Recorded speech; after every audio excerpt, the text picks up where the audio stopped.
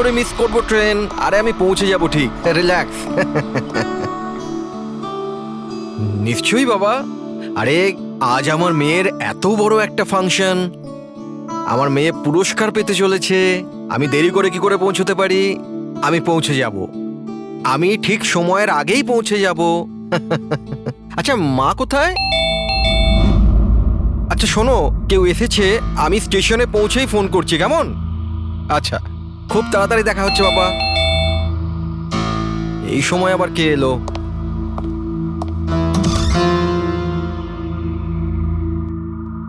High sir, mister Pawan Kumar. হ্যাঁ sir আপনার নামে একটা পার্সেল আছে। পার্সেল? হ্যাঁ স্যার। কিন্তু আমি তো কিছু অর্ডার দিইনি। স্যার নামটা আপনার আর অ্যাড্রেসটাও এটাই স্যার। দেখি। Sir signature. Thank you sir. Thank you. জানি না কে কে পাঠিয়েছে এটা।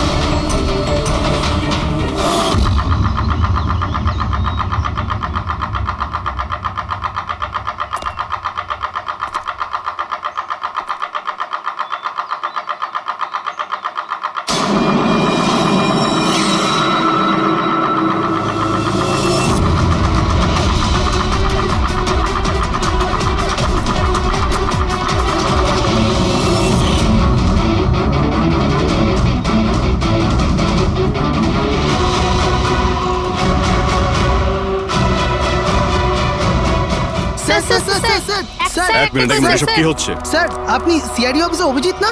আপনার বাড়ির সামনে লাশ পাওয়া গেছে, এ ব্যাপারে আপনি কি জানেন? স্যার এই লাশটা আসলে কার? আপনার বাড়ির বাইরে এই লাশ এলো কোথা থেকে? এক মিনিট। স্যার আপনি এই ব্যাপারে কি আগে থেকে কিছু জানতেন? আরে আপনারা পিছিয়ে যান, এটা ক্রাইম সিন। আপনারা আরে কি করছেন? স্যার পিছিয়ে যান উত্তরটা তো বলছি। দিন স্যার। দেখুন আপনাদের আমি সব বলবো, কিন্তু আপনারা কি করে জানলেন এখানে লাশ আছে? কি করে খবর পেলেন আপনারা? স্যার আমাদের কাছে একটা অজ্ঞাত কল এসেছিল, সে লোকেশন বলেছিল, বললো যে সিআইডি অফিসার অভিজিতের বাড়ির সামনে একটা লাশ আছে। Unknown call? হ্যাঁ স্যার। কিন্তু স্যার এই আসলে কে? স্যার কিছু প্লিজ তো আপনাদের বলুন আমি স্যার। সব বলবো, please. Hello SP sir. Sir আমার বাড়ির বাইরে একটা লাশ পাওয়া গেছে। বস, ওই লোকটির মৃত্যু মাথায় আঘাতের কারণে হয়েছে। রক্ত অনেকটা বেরিয়েছে, কিন্তু লাশটা বেশি পুরনো নয়। তার মানে ওর মৃত্যু কিছুক্ষণ আগেই হয়েছে। হ্যাঁ দা, সকাল 7টা থেকে 10টার মধ্যে। কিন্তু যে জায়গা থেকে লাশটা পাওয়া গেছে বস, ওখানে একটুও রক্ত পাওয়া যায়নি। মানে হচ্ছে মানে খুনটা হয়েছে অন্য কোনো জায়গায় আর লাশটা তোমার বাড়ির সামনে ছেড়ে দিয়ে যায়। ওকে কিছু জানতে পারলে? স্যার এর নাম পবন। এ একটা হাইফাই হোটেলের বারটেন্ডার ছিল। এর স্ত্রী এবং বাচ্চা নাগপুরে থাকে। ওরও আজকে ওখানেই যাবার কথা ছিল স্যার। ওর মেয়ে আজকে অ্যাওয়ার্ড পেত বেস্ট স্টুডেন্ট পারফরমেন্সের জন্য। এই খবরটা শুনে ওরা খুবই শকড। ওর স্ত্রী আর মেয়ে ও দুজনেই। মনে হচ্ছে এই খুনটা বদলা নেওয়ার জন্য করা হয়েছে।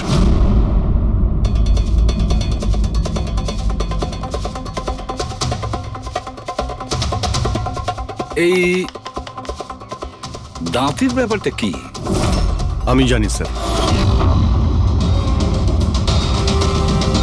এই পবনকে আমি খুব ভালো করে চিনি স্যার। এ আমার অনেক পুরনো বিশ্বাসী খোঁচর ছিল। কি? হ্যাঁ ভাই, এ আমাকে অনেক ইনফরমেশন দিত।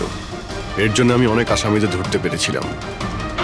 স্যার তাহলে এই দাঁতটা? খেপানোর জন্য, উপহাস করার জন্য, এটা দেখানোর জন্য যে ওর মুখটা খোলা উচিত হয়নি। তার মানে এই কথা সত্যি যে এটা বদলা নেওয়ার জন্য করা হয়েছে। যাদেরকে পবন গ্রেপ্তার করিয়েছিল তাদের মধ্যে কেউ ওকে মেরে দিয়েছে। কিন্তু স্যার এই পবন যে অভিজিৎ স্যারের ইনফর্মার, এই কথাটা অন্যরা জানলো কিভাবে? হ্যাঁ, মানে সিআইডিতেও আমাদের ইনফর্মার কে আছে আমরা অন্যরা কেউ জানি না। তাহলে ওই খুনি কি করে জানলো যে পবন একজন ইনফর্মার? শুধু খুনি জানতে পারেনি স্যার, পুরো দেশ জানতে পেরে গেছে স্যার। এই দেখুন, এইমাত্র পাওয়া খবর অনুযায়ী পেশায় ওয়েটার পবন কুমার সিআইডির একটা খোঁচর ছিল। আজ সকালে পবন কুমারের লাশ সিআইডি অফিসার অভিজিতের বাড়ির সামনে থেকে পাওয়া যায়। ওনার হত্যার পেছনে তাদেরই হাত থাকার সম্ভাবনা, যাদেরকে ওনার সাহায্যেই সিআইডি গ্রেপ্তার করেছিল। এই খবরটা মিডিয়াতে পৌঁছলো কি করে? বাড়ির বাইরে যে রিপোর্টাররা ছিলেন ওনারাই বললেন যে আননোন কেউ ফোন করে এটা বলেছে। না স্যার, এই অচেনা লোক আর কেউ নয়, খুনি নিজেই। ও সমাজে আমাদের বদনাম করার জন্য এগুলো করেছে স্যার। সিআইডি কি এ ব্যাপারে খোঁজ নিতে আরে পারবে? ভাই বন্ধ করো, জানার জন্য দেখতে থাকুন। এসব কিছু আমার জন্যই হয়েছে। ওর সুরক্ষার দায়িত্ব আমার ছিল, আমার জন্যই ও মারা গিয়েছে। দেখো অভিজিৎ, যেটা হয়েছে সেটা তো আমরা বদলাতে পারবো না, কিন্তু একটা কথা তো পরিষ্কার, যে এটা করেছে না তাকে আমরা ছাড়বো না। অভিজিৎ, ওর সঙ্গে তোমার শেষবার কথা কবে হয়েছিল? মানে এটা তো নয় যে ও তোমাকে কোনো ইনফরমেশন দিতে চাইছিল আর সেই কারণে ওকে মারা হয়েছে।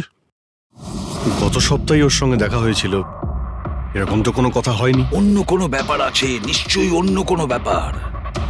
আচ্ছা, মারা যাওয়ার আগে পবন তোমাকে কিছু লোকের ব্যাপারে ইনফরমেশন দিয়েছিল না? তোমার কি কিছু মনে আছে? স্যার পুরো রেকর্ড আছে আমার কাছে। পবন 3 বছর ধরে আমার সঙ্গে কাজ করেছে, আর এই 3 বছরে আমি ওর সাহায্যে 5 অপরাধীকে ধরেছিলাম। তার মানে এমন কেউ আছে যে পবনের উপর বদলা নিতে চাইছিল আর অভিজিৎকে চ্যালেঞ্জ করছে ও? হ্যাঁ, হতে পারে। আর এটাও হতে পারে ওই 5 জনের মধ্যে কেউ একজন যে পবনকে খুন করেছে। এই সুনীল ইন্ডিয়াতে নেই স্যার, বাকি 4 জন এখানেই আছে। সুমিত, বিক্রম, তারা আর এই রমেশ।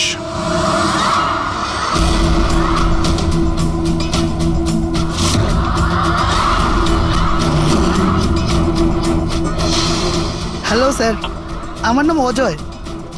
বলুন স্যার, আপনারা কি খাবেন? রমেশ, নামটা কবে বদলালি? স্যার ওদিকে গিয়ে কথা বলি প্লিজ। চল। ড্রাগসের কেসে জেল হয়েছিল না?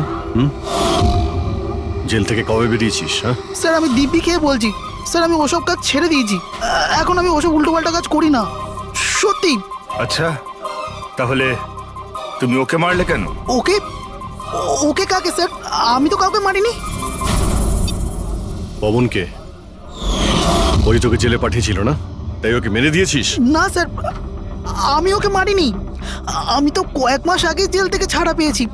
আমি আর এমন কোনো কাজ করতে চাই না যাতে আমাকে আবার জেলে যেতে হয়। স্যার আমি অনেক কষ্ট করে চাকরি পেয়েছি। যদি বস আমার এই ক্রিমিনাল রেকর্ডের ব্যাপারে জানতে পেরে যায় না, তাহলে আমাকে চাকরি থেকে বার করে দেবে।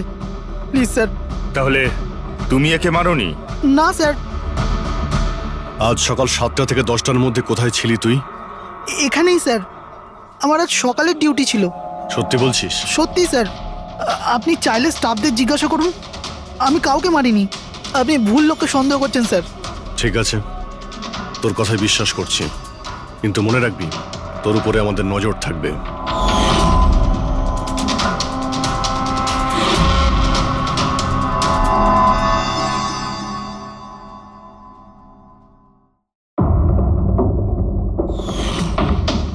সব কিছু ছিল আমার কাছে, বাড়ি, পরিবার, কেরিয়ার, একটা ভালো কাস্টম অফিসারের জবও ছিল।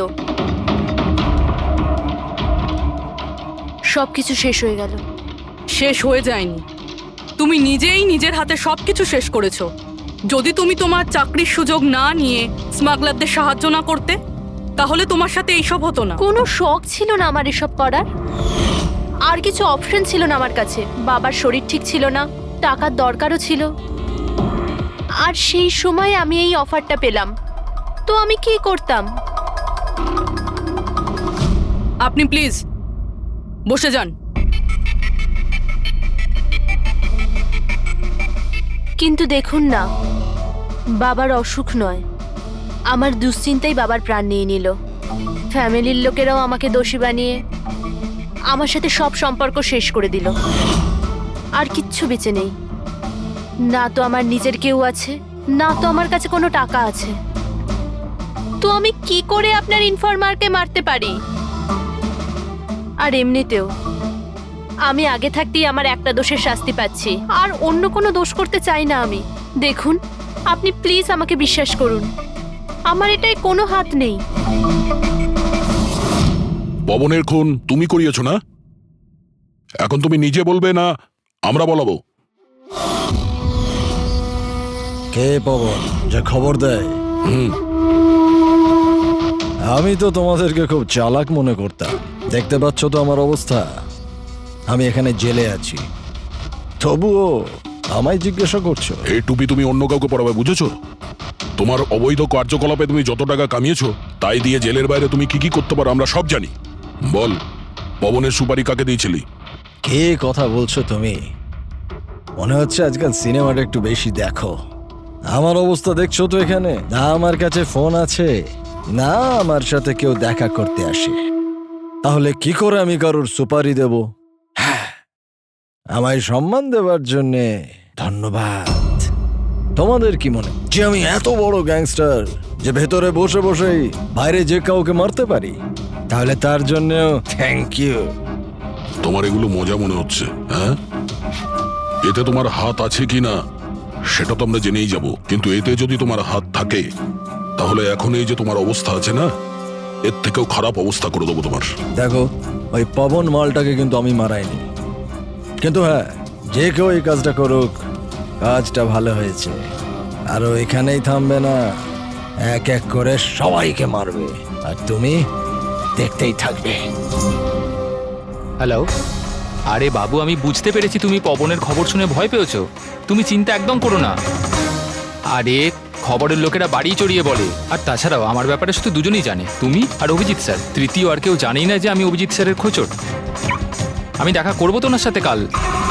হ্যাঁ, আর একটা নতুন খবরও পেয়েছি। আরে তুমি একটুও চিন্তা করো না, আমি তাড়াতাড়ি দেখা করছি তোমার সাথে, ঠিক আছে? ওকে, বাই।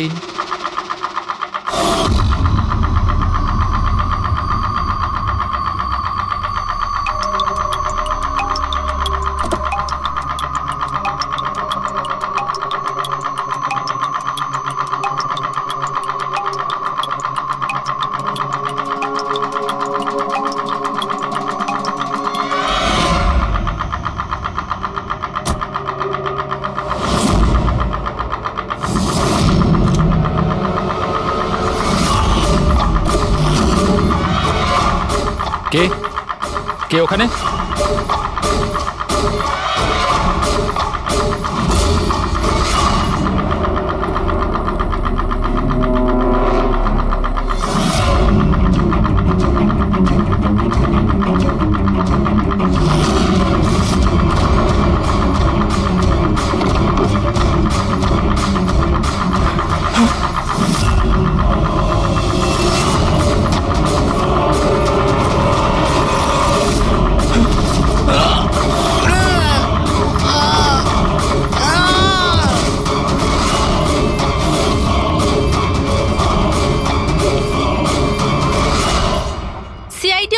অভিজিতের আর একজন ইনফরমারের মৃত্যু হয়ে গেছে। আসলে ইনি কে যিনি এক এক করে সিআইডি অফিসার অভিজিতের সব ইনফরমারকে মারছেন? আসলে এর পেছনের রহস্যটা কি?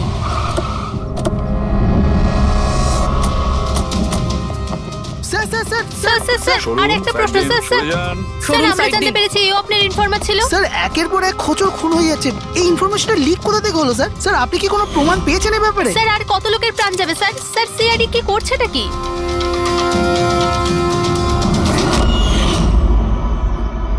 গলা টিপে মারা হয়েছে একে।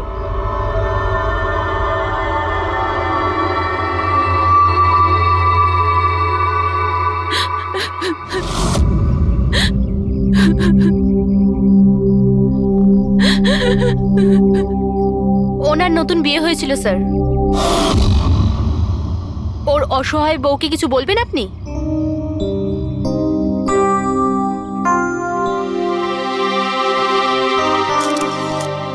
তাহলে আপনি হলেন সেই অভিজিৎ,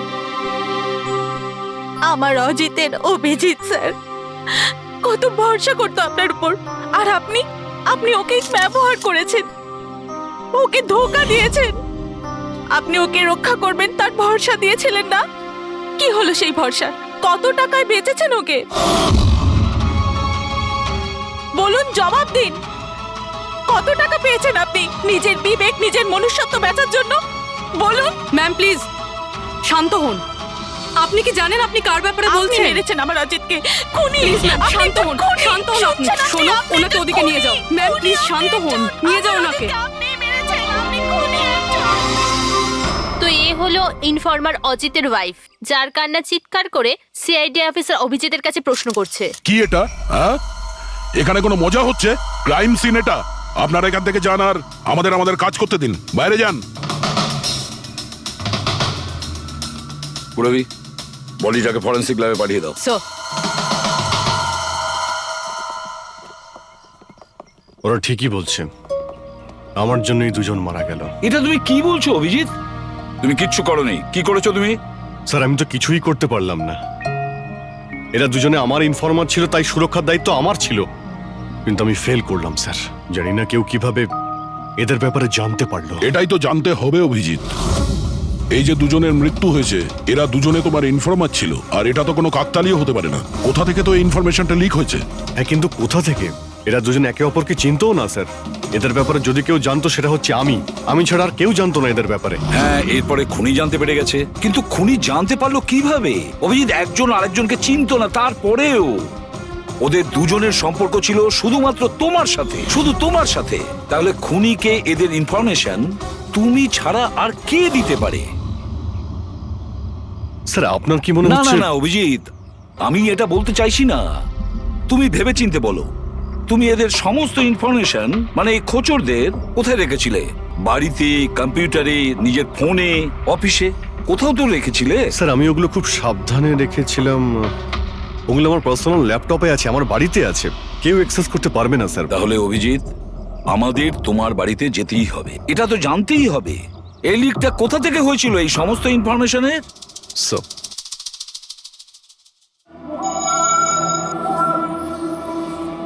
মনে হচ্ছে তোমার অনুপস্থিতিতে কেউ তো এখানে এসেছিল আর তোমার ল্যাপটপ থেকে ডেটা চুরি করে নিয়েছে। আর আজকাল এই পাসওয়ার্ড ক্র্যাক করতে কত সময় লাগে? আরে ভাই, পাসওয়ার্ডের তো ব্যাপারে নেই, এখানে ফিঙ্গারপ্রিন্ট স্ক্যানার আছে, এই ফেস রিকগনিশন ডিভাইস। আমি ছাড়াই ল্যাপটপ কেউ খুলতেই পারবে না।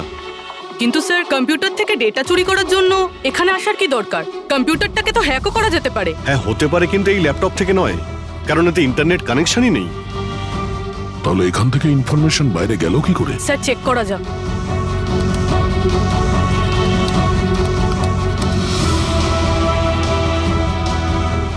স্যার আপনার কম্পিউটারকে রিমোট অ্যাক্সেস করা হয়েছে। কিন্তু কিভাবে? এতে তো ইন্টারনেট কানেকশনই নেই, কিভাবে? স্যার এটা দেখুন, এই ফাইলটা 2 সপ্তাহ আগে খোলা হয়েছিল। ডেটটা দেখুন। কিন্তু এই ডেটে তো আমি মুম্বাইতে ছিলামই না, বাইরে ছিলাম। এটা কি করে হতে পারে?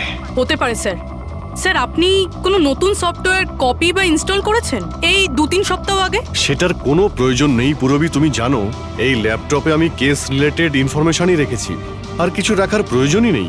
হ্যাঁ, মাঝে মধ্যে পেন ড্রাইভ ইউজ করি কিছু ডেটা বা ইনফরমেশন নেওয়ার জন্য। Sir pen drive? হ্যাঁ। স্যার ওই পেন ড্রাইভ দেখাবেন আপনি?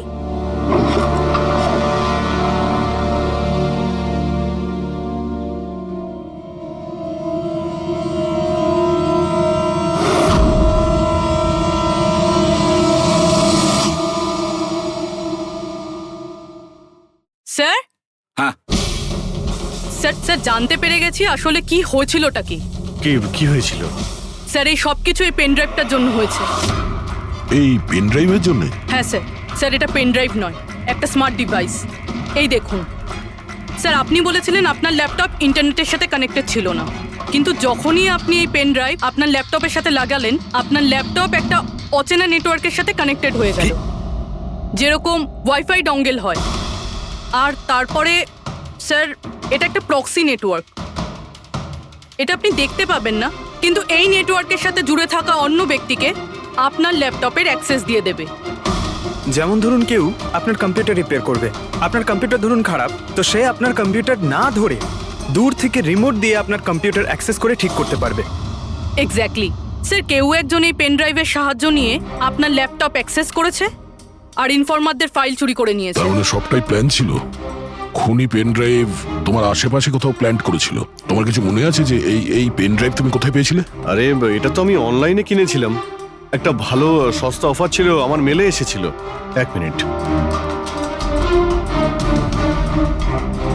এই মেলটা এসেছিল। স্যার এটা তো কোনো শপিং ওয়েবসাইট। হ্যাঁ, খুব ভালো এস্টাবলিশ ওয়েবসাইট, ডিসকাউন্ট দিচ্ছিল তাই আমি 2-3টে পেন ড্রাইভ কিনে নিই।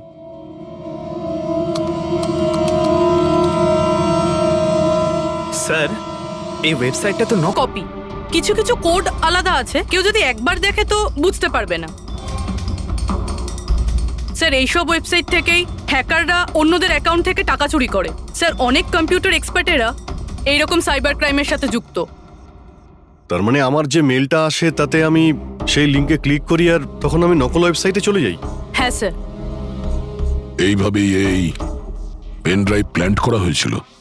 এই ব্যাপারটা যতটা সহজ মনে করছো ততটা নয়, অনেক জটিল ব্যাপার এটা। অভিজিৎ, তোমার কম্পিউটার থেকে এটা যেই করছে না, ও ইনফরমারের পুরো ডিটেলসটাই বের করে নিতে পারে আর তাদের সাথে ও অনেক কিছুই করতে পারে। খুব বড় ভুল করেছি আমি, জানি না এর পরের শিকার কে হতে পারে।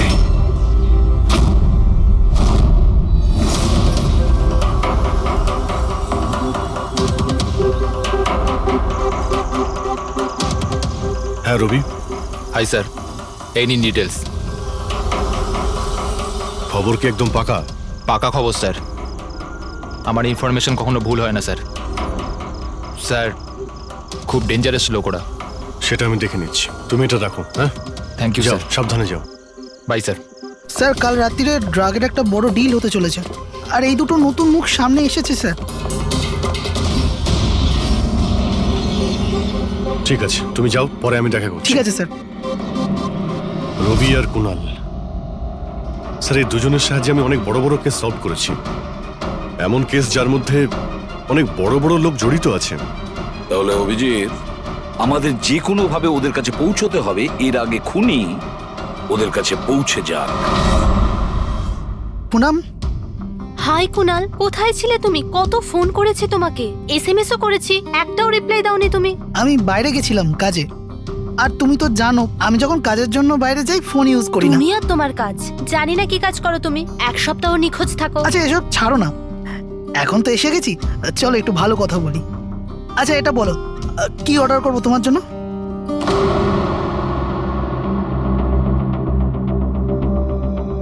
অভিজিৎ স্যার, আমি এক সেকেন্ড আসছি।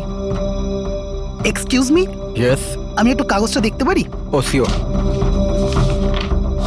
আরও একটা খোঁচরের হত্যা। সূত্র অনুযায়ী মৃত ব্যক্তি অজিত বাবু সিআইডি সিনিয়র ইন্সপেক্টর অভিজিৎ বাবুর ব্যক্তিগত খোঁচর ছিল। এক সপ্তাহের মধ্যে এটা দ্বিতীয় ঘটনা।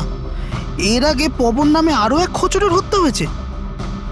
ইন্সপেক্টর অভিজিতের ওপর নিজের খোঁচরদের ও ইনফরমেশন লিক করার অভিযোগ আনা হচ্ছে। ইন্সপেক্টর অভিজিতের অন্যান্য খোঁচরদেরও প্রাণ বিপদে বলে হচ্ছে। হে ভগবান, এটা হতে পারে না।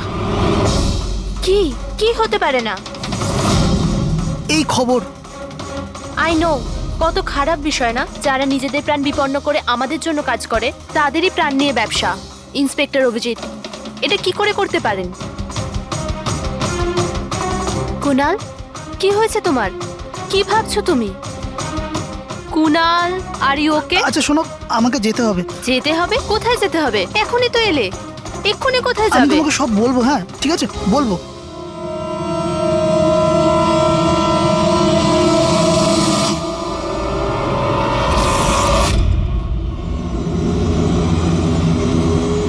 অটো,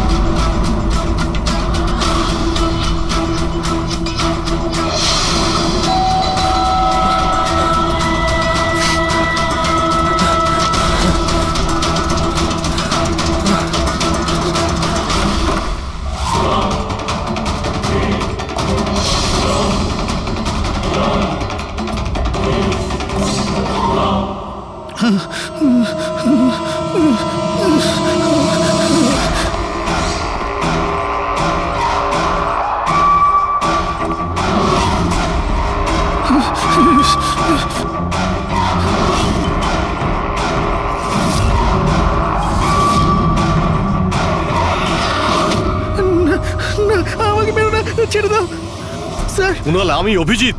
অভিজিৎ স্যার, স্যার ভালো হচ্ছে আপনি এসে গেছেন। স্যার ও আমাকে মেরে দেবে, স্যার ও আমাকে মেরে দেবে।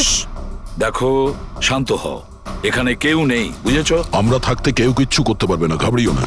কুনাল, আমি তোমাকে সেফ হাউসে নিয়ে যাব। ওখানে তোমার কাছে কেউ পৌঁছতে পারবে না। স্যার, রবির ফোনের লোকেশন এখানটাই দেখাচ্ছিল।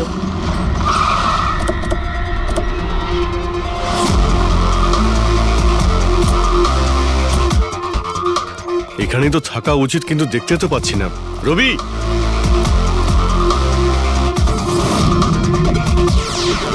রবি,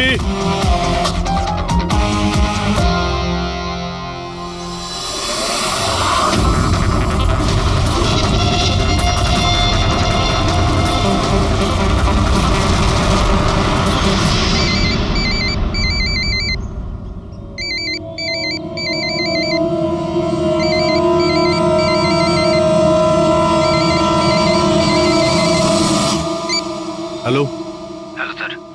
রবি, রবি, কোথায় তুমি? কোথায় পালাচ্ছ? আমার উপর ভরসা নেই তোমার? আপনি কি ভেবেছিলেন আপনি আমায় খুঁজে পাবেন? এত সোজা নয় স্যার। তুমি যা ভাবছো তা সত্যি নয়। তোমায় কেউ মেরে ফেলতে পারে, কিন্তু সেটা আমি নয়। আমি তোমায় বাঁচানোর চেষ্টা করছি। শোনো, আমি তোমাকে সেফ হাউসে নিয়ে যাব। সেখানে তোমার কোনো বিপদ হবে না, বুঝতে পেরেছো? রবি, রবি, আমরা তোমাকে সাহায্য করতে চাই, আমাদেরকে বিশ্বাস করো। ভরসা? ওই দুটো লোকও তো আপনাদের ওপর ভরসাই করেছিল, কিন্তু ওরা কি পেল? মৃত্যু। দেখুন স্যার, আমার কাছে আমার জীবন খুব দামি। আমার পেছনে আমার পরিবার আছে। আমি এত তাড়াতাড়ি মরতে চাই না। আমার জীবনটা ছেড়ে দিন স্যার, আমি মরতে চাই না। প্লিজ আমায় যেতে দিন স্যার। আমাকে খোঁজা বন্ধ করুন। রবি, রবি, তুমি আগে আমার কথাটা শোনো। না স্যার, আমি বললাম তো না, আগেই আপনার ওপর ভরসা করে আমি অনেক বড় ভুল করেছি। একবার ভুল করেছি, বারবার করব না। আমি জানতাম না যে আপনি বিক্রি হয়ে গেছেন স্যার।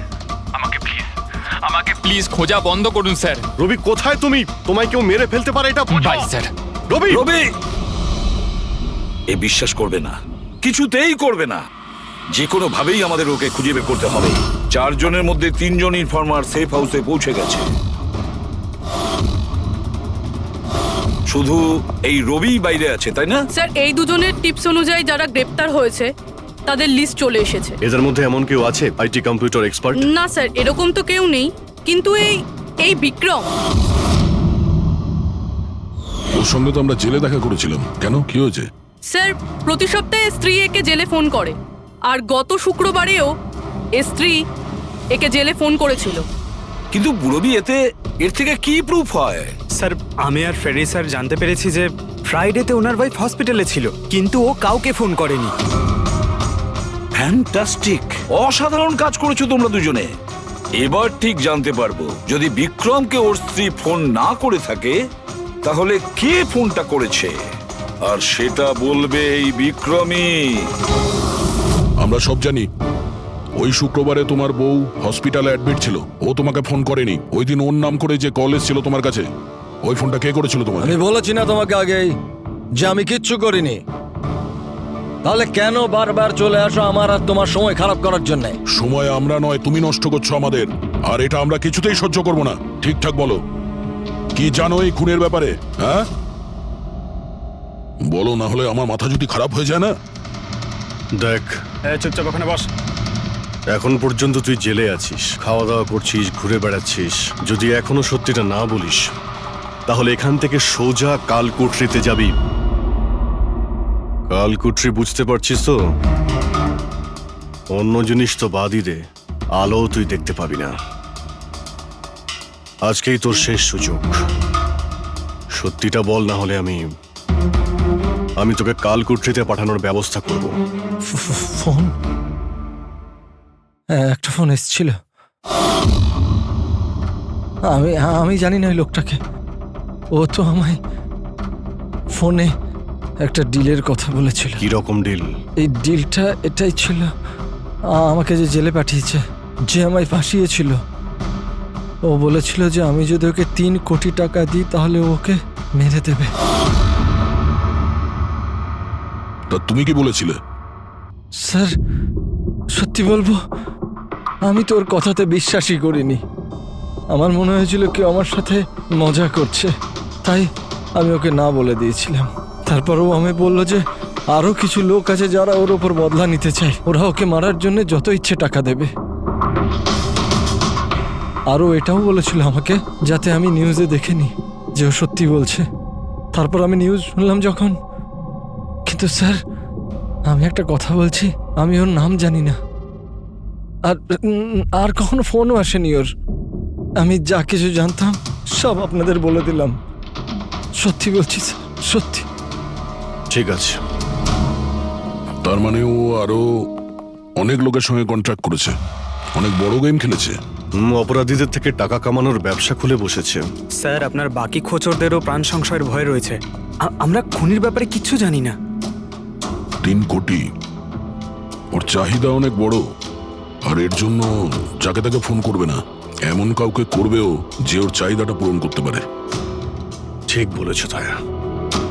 খোঁজ নিয়ে দেখি আমাদের লিস্টে কতজন আছে যে 3 কোটি টাকা। সপ্তাহে ওর ফোন এসেছিল, কুণালের জন্যই ও জেলে গিয়েছিল। আরে 3 কোটি টাকাও দিতে পারবে।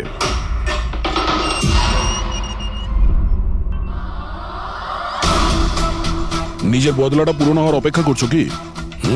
কুণালের সুপারি দিয়েছিস খুনিকে? হ্যাঁ, এখন ওর মৃত্যুর খবরের জন্য ওয়েট করছিস? এসব কি কথা বলছেন আপনারা? আমি কোনো কুণালকে চিনি না, না আমি কাউকে কারোর সুপারি দিয়েছি।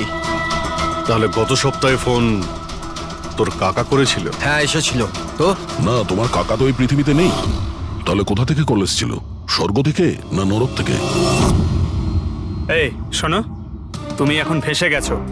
তোমার জন্য ভালো এটাই হবে সব সত্যি সত্যি বলে দাও। আচ্ছা যাও তাহলে, আগে আমার লয়ারকে ডেকে আনো। ওনার আসার আগে না আমি কিচ্ছু বলবো না। আমাকে যা কিছু জিজ্ঞেস করবে ওনার আসার পরে করো। যাও ডেকে আনো আগে ওনাকে। ঠিক আছে, যদি তুই এই অপশন দিস তাহলে আমরা এটাই করব।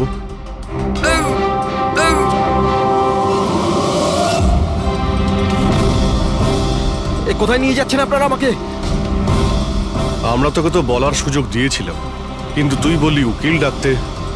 এবার তোমার সাথে কি হবে কেউ জানতেও পারবে না, তোমার উকিলও না। এটা এটা এটা আপনারা ভুল করছেন। সিআইডি এটা করতে পারে না। ঠিকই বলেছিস যে সিআইডি এটা করতে পারে না, সিআইডি কোনো ভুল করেই না। আমরা তো সবাইকে এটাই বলবো যে তুই আমাদের উপরে আক্রমণ করার চেষ্টা করেছিলি, আর আমরা নিজে বাঁচার জন্য তোমাকে গুলি করে না দিয়েছি। স্যার প্লিজ এটা করবেন না। শান্ত, পঙ্কজ স্যার। কোনো ফাঁকা জায়গায় গাড়িটাকে দাঁড় করাও। Okay sir. চল বাইরে বেরো।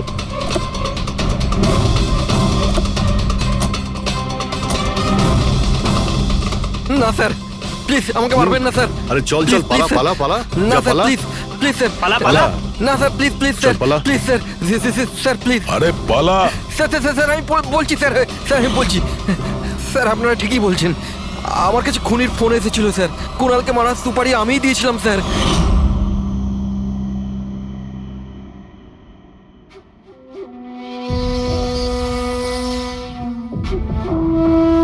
হ্যালো শেখর, হ্যাঁ কে?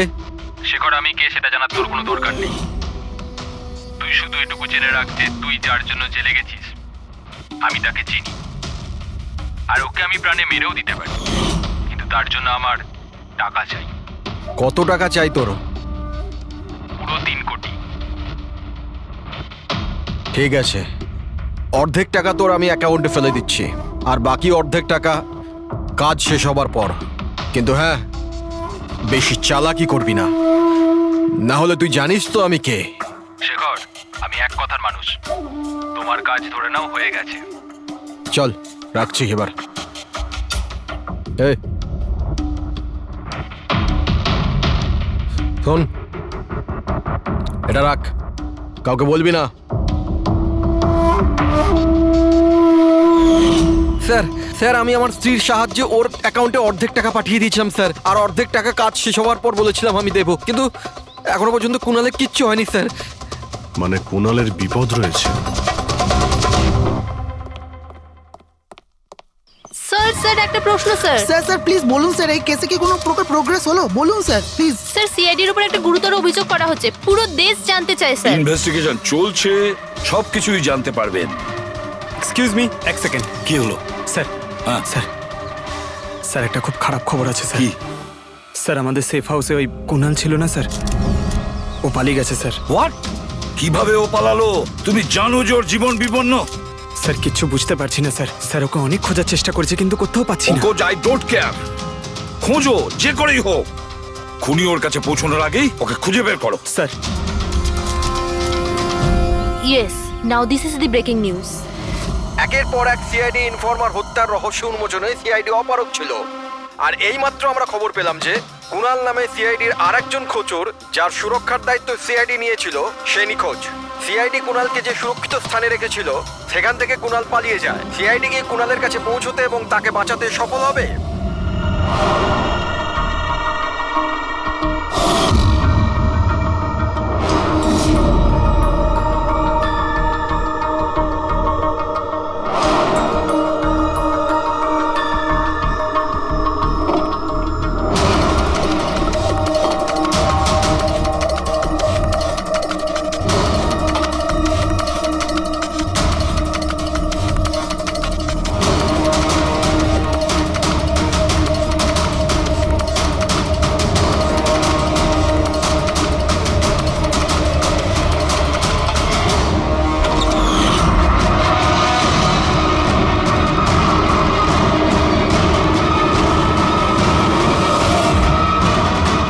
কে তুমি? তোর গেম ওভার।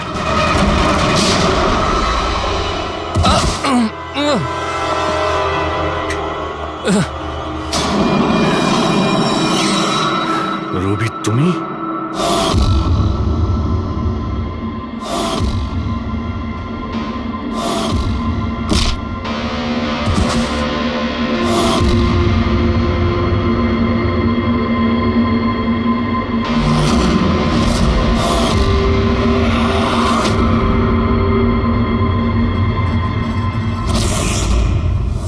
কুণালের পালিয়ে যাওয়ার খবর আমরা ইচ্ছে করেই মিডিয়াতে দিয়ে দিই। আমরা জানতাম খুনি যখন ওর সুপারি নিয়েছে, ওকে মারার জন্য অবশ্যই আসবে। আর সেটাই হচ্ছে, মিডিয়া খবর ছড়িয়ে দিয়েছে, আর সেটা শুনতে শুনতে তুমি এখানে চলে এসেছো। তুমি এখানে নিজে আসোনি, তোমাকে আনা হয়েছে। আমরা জানতাম তোমার কাছে ইনফরমারদের লিস্ট আছে, আর ওখানে কুণালেরও নাম ছিল। আর কম্পিউটারের ব্যাপারে তুমি তো অনেক জানোই। তুমি কুণালের নাম্বার ট্র্যাক করলে আর এখানে চলে এলে। রবি তুমি এটা কেন করলে? তোমার উপরে আমি ভরসা করেছিলাম। ওরা তোমার কি ক্ষতি করেছিল? কেন মারলে ওদের? আপনার ইনফরমার পবনের জন্য। ও আমার জীবনটা শেষ করে দিয়েছিল। ওরই জন্য আমার প্রেমিকা তারা গ্রেফতার হয়।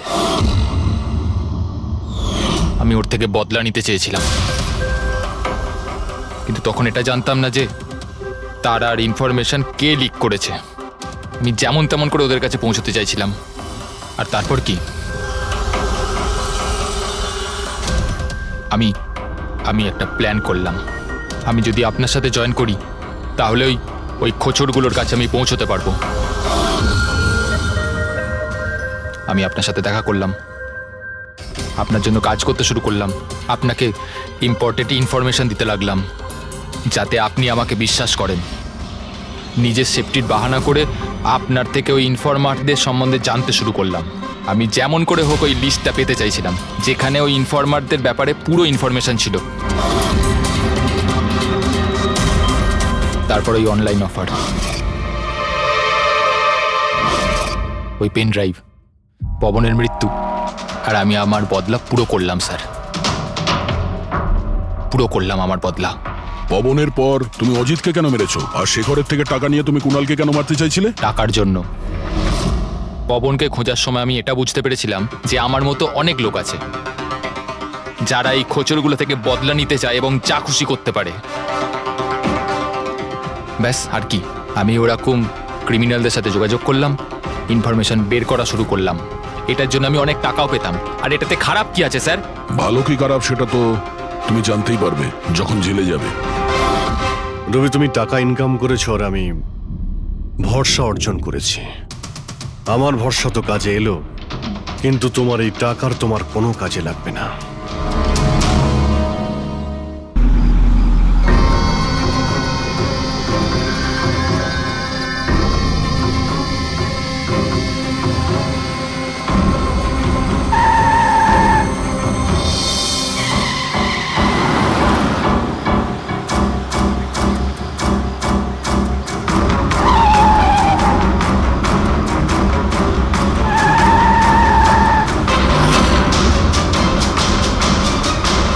চলন্ত গাড়িতে ঘুমানো ভালো কথা নয়।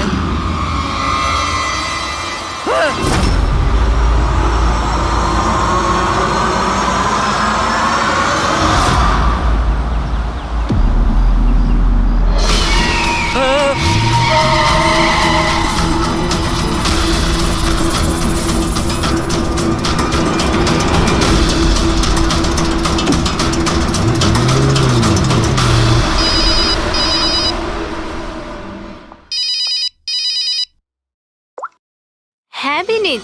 লীলা হেল্প মি, লীলা, লীলা হেল্প মি। কি হয়েছে বিনীত? তুমি এত টেনশনে কেন? লীলা, এরা আমাকে মেরে ফেলবে। লীলা, কে মেরে ফেলবে বিনীত? তুমি কার কথা বলছো? লীলা, আই থিঙ্ক আমি জীবনে আর কখনো তোমার সাথে দেখা করতে পারবো না। লীলা, বিনীত, বাজে বকা বন্ধ করো। কোথায় তুমি? তোমার এক্সাক্ট লোকেশন বলো। আমি বাস স্ট্যান্ড রোডে আছি, পুরনো পোস্ট অফিসের কাছে। বিনীত, একটা কাজ করো, তুমি ওখানেই থাকো, আমি ট্যাক্সি নিয়ে এক্ষুনি তোমাকে ওখানে নিতে যাচ্ছি। হ্যালো লীলা। হ্যালো বিনীত, তুমি ঠিক আছো? আরে এই ফোনটাও না। হ্যালো লীলা। এই ফোনটাও এক্ষুনি কাটার ছিল।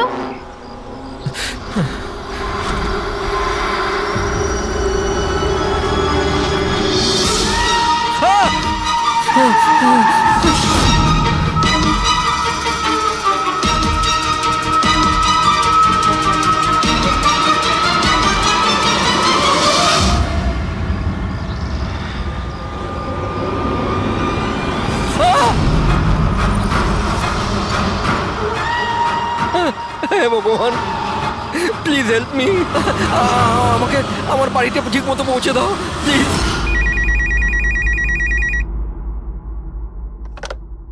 Hello, CID bureau. Hello ma'am. Ma'am please আমাকে হেল্প করুন। ম্যাম, আমার স্বামী এই মুহূর্তে খুব বড় বিপদের মধ্যে আছে। কি স্যার, কি হয়েছে নাকি ওনার? ম্যাম, ওর প্রাণ সংশয় হয়েছে, কেউ ওকে মারতে চায়। ম্যাম প্লিজ ওনাকে বাঁচিয়ে নিন ম্যাম, প্লিজ। উনি কি এখন আপনার সঙ্গেই আছেন? না ম্যাম, ম্যাম এই মুহূর্তে উনি ওনার গাড়িতে আছেন, ওই সার্ভিস স্ট্যান্ড রোডের পাশে পুরনো যে পোস্ট অফিস আছে ওখানে। আচ্ছা শুনুন ম্যাম, দেখুন আমাদের দুজন অফিসার ওই এরিয়াতেই আছে। আপনি আপনার গাড়ির ডিটেলসটা বলুন। হোয়াইট ব্যাস্টার আছে আর গাড়ির নাম্বার হলো 2536। ম্যাম ওনাকে আপনি বাঁচিয়ে তো নেবেন ম্যাম। আপনি চিন্তা করবেন না, আপনার হাজবেন্ডের কিচ্ছু হবে না। ওকে রবি, অভিজিৎকে ফোন করো আর ওকে গাড়ির ডিটেলসটা দিয়ে দাও। ওকে বলো যে ব্যাপারটা আর্জেন্ট।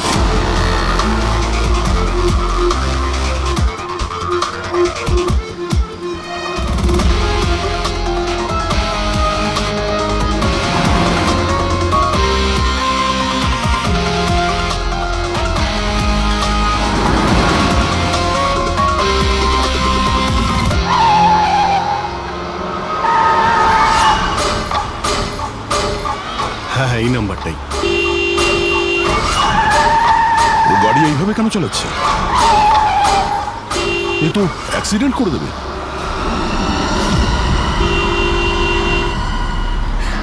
আমাকে ক্ষমা করে দাও, আমাকে ক্ষমা করে দাও, আমি মরতে চাই না, আমাকে ক্ষমা করে দাও। কার সঙ্গে এই কথা বলছে? গাড়িতে তো কেউই নেই। আরে বিনীত, কার সঙ্গে কথা বলছো? গাড়িতে তো কেউ নেই। হয়ে গেছে তোমরা, তোমরা দেখতে পাচ্ছ না এতগুলো লোক আমাকে ডাকছে? করছে কি? আমাকে ক্ষমা করে দাও, আমি মরতে চাই পাগল না। হয়ে গেছে মনে হচ্ছে। মিনিট, বিনীত, বিনীত, তোমার অ্যাক্সিডেন্ট হয়ে যাবে, গাড়িটা থামাও বলছি।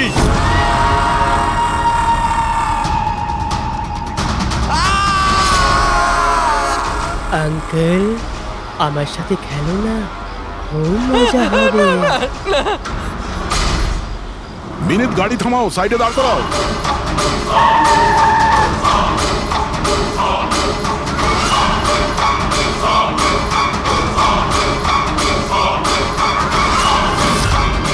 দাঁড়িয়ে যাও। মিনিট, মিনিট,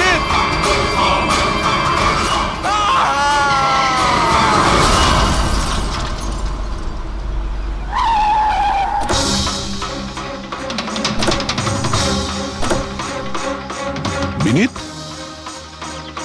ও নো, এ তো মারা গেছে। স্মেল আসছে।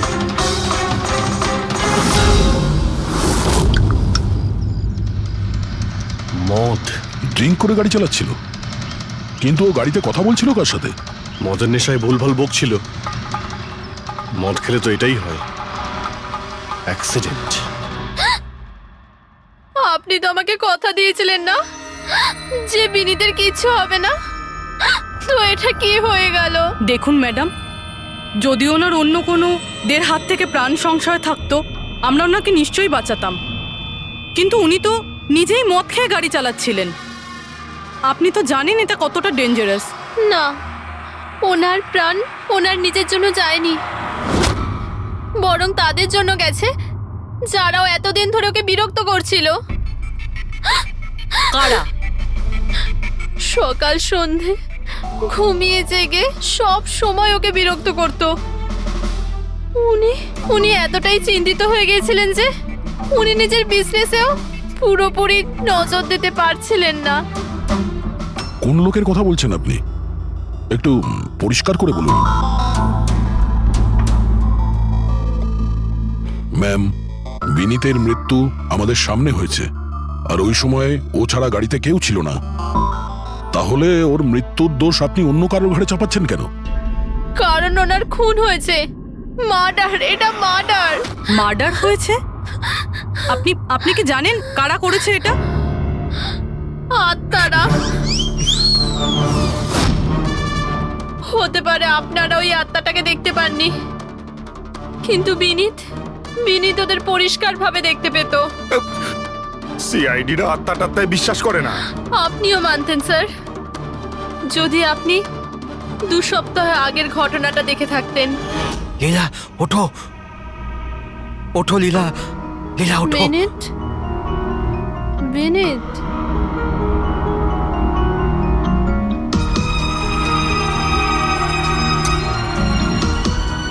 বিনীত,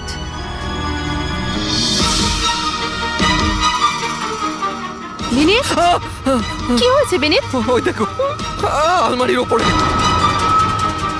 কি আছে ওখানে বিনীত? লীলা, আলমারির উপরে কেউ আমাকে দেখছে, আমাকে শুতে দিচ্ছে না। বিনীত, ওখানে কিচ্ছু নেই, কিচ্ছু নেই। তুমি না নিশ্চয়ই কোনো খারাপ স্বপ্ন দেখেছো। চলো শোবে চলো। আমি কোনো স্বপ্ন দেখিনি, ওই দেখো এখনো দেখছে আমাকে। তুমি কেন দেখতে পাচ্ছ না? বিনীত, ওখানে কিচ্ছু নেই, তোমার শরীর ঠিক নেই বিনীত। চলো তুমি এসে শুয়ে পড়ো, চলো। কিচ্ছু নেই বিনীত, তুমি না খারাপ স্বপ্ন দেখেছো, তার জন্য এরকম হচ্ছে। সরি সরি, আমাকে ক্ষমা করে দাও প্লিজ। 1 মিনিট। আর এই বিনীত কি কারণে ক্ষমা চাইছিল? এটা তো আমিও জানি না স্যার। বিনীত কাজ কি করতো? স্যার ওনার কোম্পানি হসপিটালে মেডিকেল ইকুইপমেন্ট সাপ্লাই করতো। আপনি শিওর যে ওই বিনীতকে খুন আত্মাই করেছে? স্যার আমার আগে তো এটা মনে হয়নি, কারণ না তো আমি কোনোদিন কোনো আত্মা দেখেছি, আর না কোনোদিন কোনো আওয়াজ শুনেছি। কিন্তু পরে পরে আবার বিনীতের কথাই বিশ্বাস হতে লাগলো, সেও সত্যি কথা বলছে।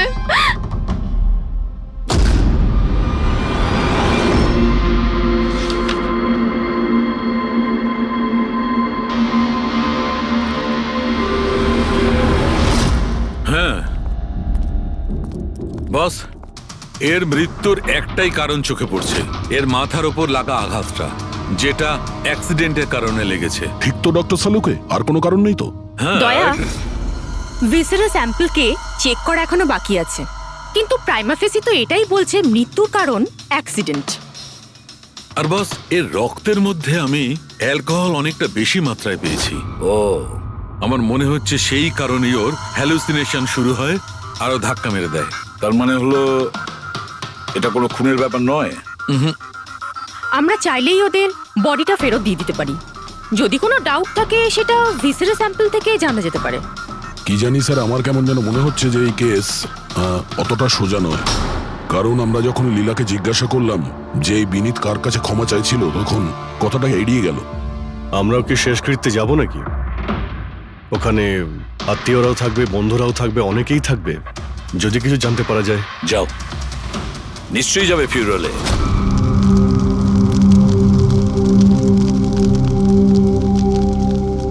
ঠিকই হয়েছে, মরে গেছে। খারাপ লোকেদের সাথে এটাই হওয়া উচিত। তুমি একদম ঠিক বলেছো, এই ধরনের লোকের এরকমই মৃত্যু হওয়া উচিত।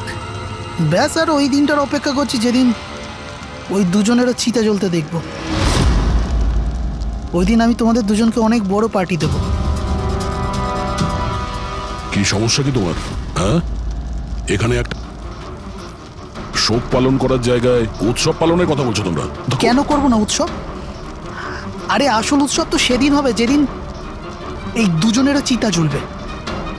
ওরা দুজনে চিতায় উঠুক কি না উঠুক, তুমি সিআইডি রাতে ঠিকই আসবে। স্যার, আপনারা যদি সিআইডির লোক হন তাহলে অপরাধীদের সাহায্য করার বদলে আমাদেরকে ন্যায় বিচার দেওয়া উচিত।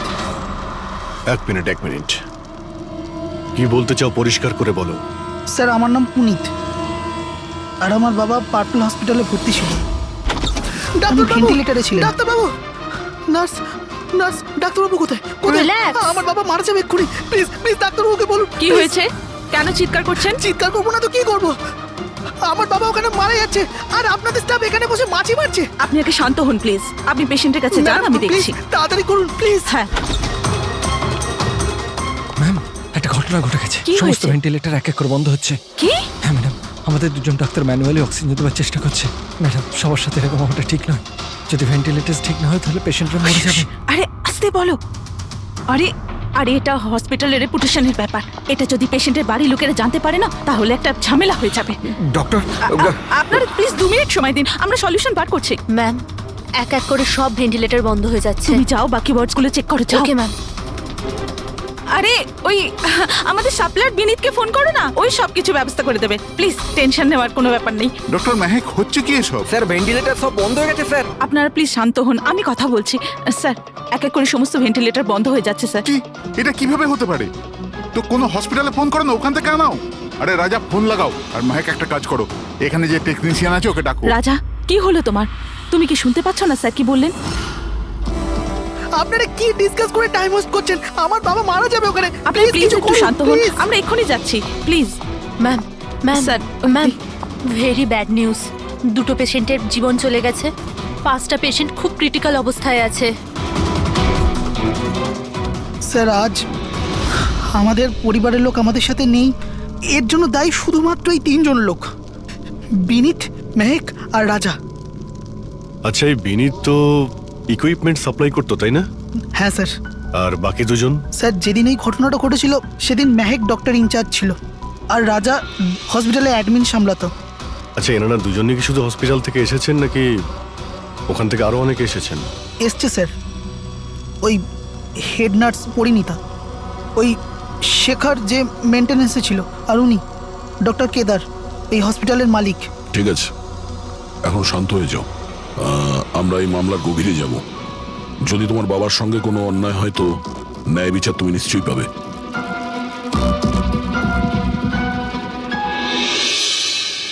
এখন বুঝতে পারছি বিনীত ক্ষমা চাইছিল কেন। আমাকে ক্ষমা করে দাও, আমি মরতে চাই না, আমাকে ক্ষমা করে দাও। আর এটাও বুঝতে পারছি যে বিনীতের মৃত্যুতে সবাই এত খুশি কেন। তার মানে বিনীতের মৃত্যুর কারণ যে কেউ হতে পারে। আর বিনীতের পরে খুনির পরের শিকার এই এদের দুজনের মধ্যে কেউ হতে পারে।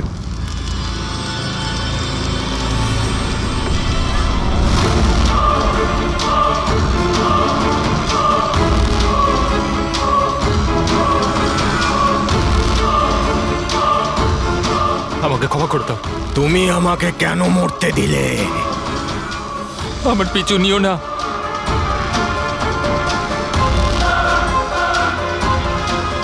এরা এরা কোথাকার সঙ্গে বলছে? আমার পিছু নিও না। আরে সেই কাল্পনিক লোকগুলোর সঙ্গে যার সঙ্গে বিনীত কথা বলছিল। চাইলে তুমি আমাকে বাঁচাতে পারতে, কেন মরতে দিলে আমাকে? এবার তুমিও মরার জন্য তৈরি হয়ে যাও। আর এই মহিলারও একই কেস মনে হচ্ছে।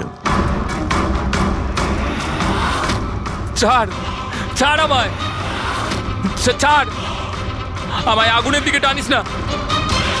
আমার কোনো দোষ নেই এতে। ছাড়, ছাড়, ছাড়, ছাড় আমায়, ছাড় আমায়, ছাড়, ছাড়, টানিস না আমায় আগুনের দিকে, ছাড়। আরে কি করছো নাকি? কি করছো? এদিকে এসো। আরে তুমি কি করছিলে? হ্যাঁ, আমি একটু ডিস্টার্ব আছি, এতে আপনারা কি করবেন? আমার ডিস্টারবেন্সের সাথে আমায় নিজেকেই লড়তে হবে। তুমি এদিকে এসো, একটু দূরে দাঁড়াও, ওই দিকটায় যাও। তাহলে অনেক লোক আছে যারা বিনীতের মৃত্যু সংবাদ শুনে আনন্দিত। হ্যাঁ হ্যাঁ স্যার। আর এখন ওরা মেহেকার রাজার মৃত্যুর খবর শুনতে চাইছে। রাজা আর মাহাকের ব্যবহারটাও খুব একটা নর্মাল লাগছিল না স্যার, অনেকটা ভয়ে ভয়ে ছিল স্যার, বিনীতের মতো। স্যার, ভিসারের স্যাম্পলের রিপোর্ট চলে এসেছে। গুড। কোনো গন্ডগোল আছে? হ্যাঁ, একজন সাধারণ মানুষের রক্ত যতটা লাল হয়, বিনীতের রক্ত তার থেকে অনেক বেশি লাল ছিল। ও, এখন বুঝতে পারছি যে বিনীত কেন আত্মা দেখতে পেল। কেন স্যার? পুরবী, মানুষের রক্ত যখন সাধারণের থেকে অনেক বেশি লাল হয়, তার মানে এইটা দাঁড়ায় যে ওই মানুষটি অনেক বেশি দীর্ঘ সময় ধরে কার্বন কম্পাউন্ডের সংস্পর্শে ছিল। আর এই কার্বন কম্পাউন্ডের কারণেই ওর হ্যালুসিনেশন হতো ভীষণ ভাবে। তার মানে কেউ জেনে শুনে বিনীতকে ওই কার্বন কম্পাউন্ডের সংস্পর্শে এনেছিল, যার ফলে বিনীতের মানসিক অবস্থা খারাপ হয়ে গেল আর ওর মৃত্যুর কারণও হয়ে গেল। স্যার, খুনি এই কার্বন কম্পাউন্ড পেল কোথায়? এই আমাদের আশেপাশেই সব জায়গায় কার্বন কম্পাউন্ড ছড়িয়ে আছে। মডার্ন জীবনে আমরা যতগুলো মেশিনারি ব্যবহার করছি, ওই সবগুলো, প্রায় সবগুলো কার্বন কম্পাউন্ড ছড়ায়। হ্যাঁ, যে কেউ মেশিনের উপর এরকম কারুকার্য করে এটা করতেই পারে। তার মানে বিনীত গাড়িতে বসার আগে এরকম কোনো কেমিক্যালের সংস্পর্শে এসেছিল, যার জন্য ওর এইসব হ্যালুসিনেশন এইসব হচ্ছিল। স্যার ঠিক কথা বস। গাড়িটার এক্সস্ট সিস্টেমটা চেক করতে হবে। গন্ডগোলটা ওখানেই হয়েছে।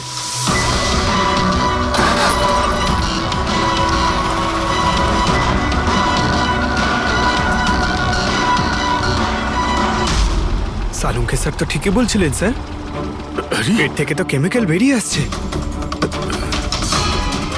একটা কথা তো তাহলে ঠিক পঙ্কজ, ওই আত্মা টাত্মা বলে কিচ্ছু ছিল না। হ্যাঁ। স্যার, তার মানে এখন খুনের নিশানায় দুজন রয়েছে, রাজা আর মেহেক।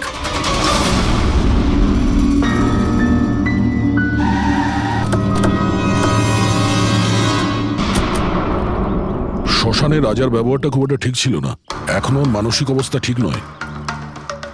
আরে স্যার, দরজা তো খোলা।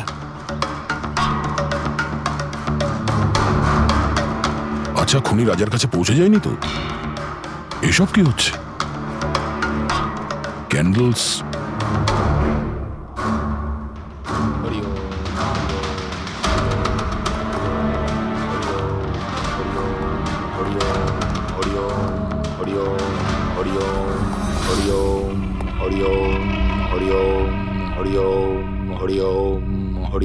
রাজা,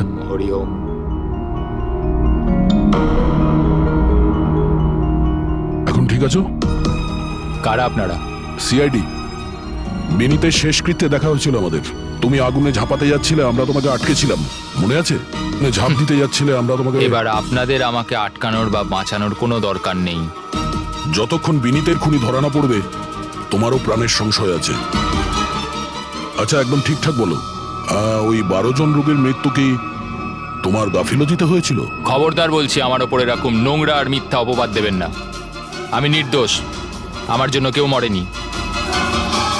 শান্ত হও, শান্ত হও। রাজাকে অনেক কষ্টে শান্ত করেছি, ওকে ডাকাবেন না। আপনি কে? আমার নাম শ্লোক। আমি রাজাকে এই খারাপ সময় থেকে বার করে আনবার চেষ্টা করছি। ও, তার মানে আপনি সাইকিয়াট্রিস্ট? সাইকিয়াট্রিস্ট নয়, সাইকি, মিডিয়াম। এই জগৎ আর অন্য জগতের সঙ্গে একটা সেতু ভেবে নাও। অন্য জগৎ? অন্য আবার কোন জগৎ?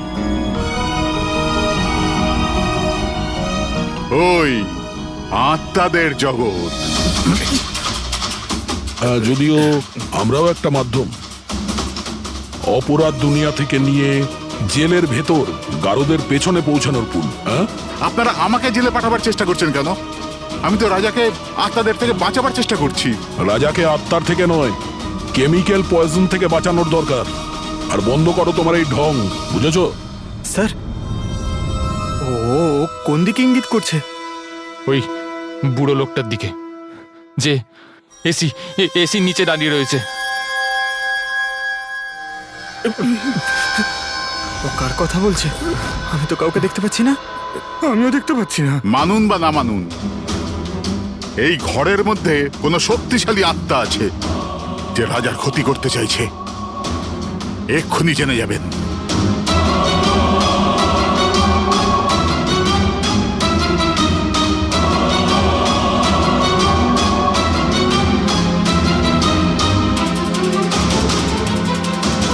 মিটার দিয়ে আত্মা দেখা যাবে?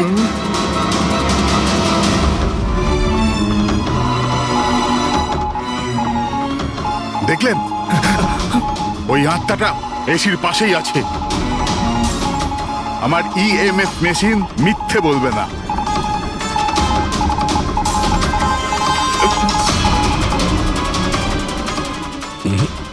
তবে আমাদের ওই মিটার ভুল হতে পারে না, বুঝলে?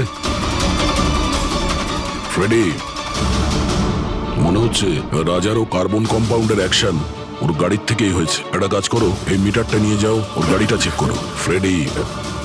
পঙ্কজ, তাহলে বলো, তুমি বিনীতের ফিউরিনালে কি দেখেছো?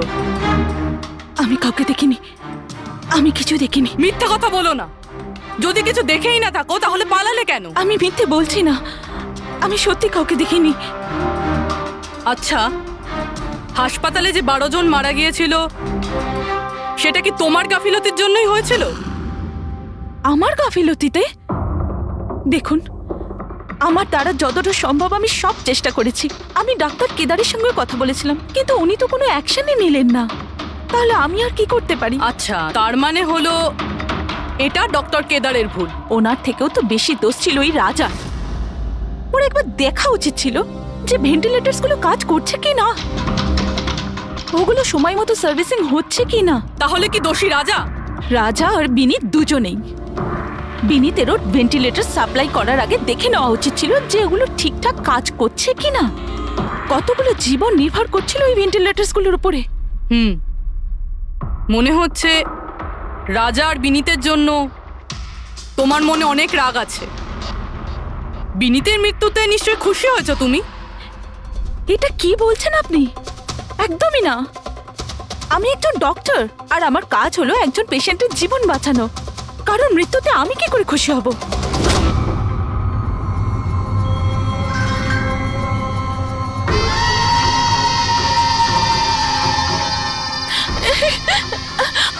আবার এসে গেছে, আবার এসে গেছে। কিন্তু কিন্তু এখানে তো কেউই নেই। আরে এখানে কেউই নেই। দেখো, তুমি ভয় পেও না। যত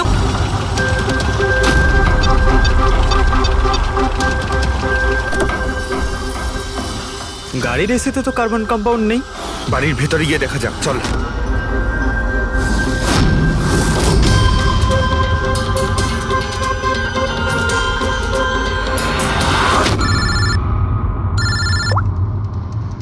হ্যাঁ পূরবী, মেহেকের বাড়িতে কোনো কেমিক্যাল পাওয়া যায়নি? ঠিক আছে, যতক্ষণ ওই খুনি ধরা না পড়ে ততক্ষণ তুমি ওর সঙ্গেই থাকো, ঠিক আছে? স্যার, হ্যাঁ, কার্বন কম্পাউন্ড এখানে কোথাও নেই। কোথাও কোনো কেমিক্যাল পাওয়া যাবে না। বিজ্ঞানের জগৎ আর কেমিক্যালের জগতের বাইরেও আর একটা জগৎ আছে, মানুন অথবা না মানুন। চুপ, মুখ বন্ধ। যতক্ষণ বলতে না বলবো মুখ খুলবে না। রাজাবাবু, আপনার ভয়ের কোনো কারণ নেই, আমরা আছি এখানে। যতক্ষণ না ওই খুনি ধরা পড়বে সিআইডি আপনার সঙ্গেই আছে। আমার সিআইডির দরকার নেই, ইনি রয়েছেন না আমার সুরক্ষা করার জন্য। আরে এটা কিভাবে সম্ভব? না রাজার বাড়িতে কেমিক্যাল পাওয়া গেছে আর না মেহেকের বাড়িতে পাওয়া গেছে, এটা কি করে সম্ভব? স্যার, আমরা রাজার বাড়িটাকে ভালো করে চেক করেছি, এক একটা কোণা দেখেছি, ওই গাড়িটাও চেক করেছি, কোথাও কিছু পাওয়া যায়নি। হ্যাঁ, কিন্তু দয়া, যদি কোনো কেমিক্যাল ব্যবহারই না হয়ে থাকে তাহলে রাজা আর মেহেকের হ্যালুজুলেশন হলো কি করে? কোনো তো একটা কারণ থাকবে। আর স্যার, যেভাবে বেনিতের কারের এসিতে কেমিক্যালের ব্যবহার করা হয়েছে, এটা কোনো আনপ্রফেশনাল কেউ করেছে বলে আমার মনে হয় না। একটা কাজ করা যাক, যারা মারা গেছে তাদের বাড়িতে দেখো, হয়তো কেউ থাকতে পারে যে কেমিক্যালের বিষয়ে খুব ভালো করে জানে, বা কেউ কেমিক্যালের এক্সপার্ট। আর হ্যাঁ, হসপিটালের ওই স্টাফকে ডাকো। চিফ নার্স যে আছে না, হেড নার্স পরিণীতা, আর হেড টেকনিশিয়ান শেখর, আর মালিক কেদার, তিনজনকেই ডাকো। দেখা যাক।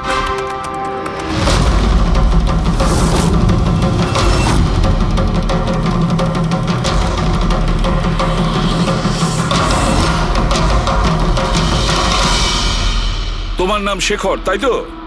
Yes sir. হসপিটালের হেড মেকানিক, মেইন টেকনিশিয়ান।